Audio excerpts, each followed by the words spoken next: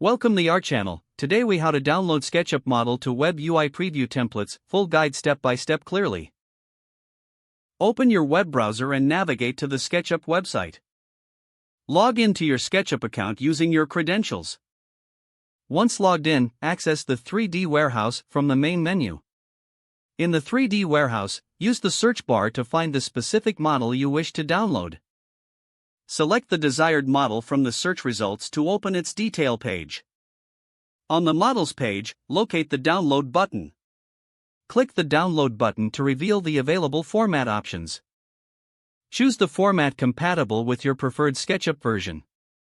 After selecting the format, click on the Download button again to start the download process. Once the download is complete, locate the downloaded file on your computer.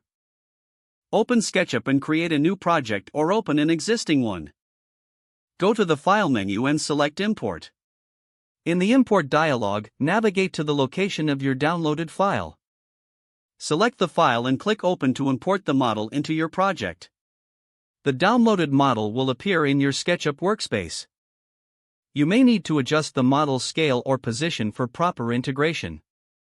Now that the model is in your workspace, navigate to the File menu again. Select Export and then choose 3D Model. In the Export dialog, select your preferred format for web UI preview templates. Follow the prompts to save the exported file to your desired location. You can now upload this file to your web UI for further customization or use.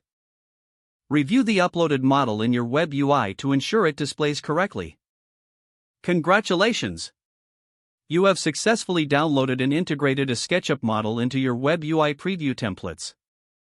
If the page does not load, refresh the browser or try again in a private or incognito window. Make sure you are using the correct email address, then retype it carefully to avoid small typos. If your password is not accepted, use the reset option and create a new strong password you can remember.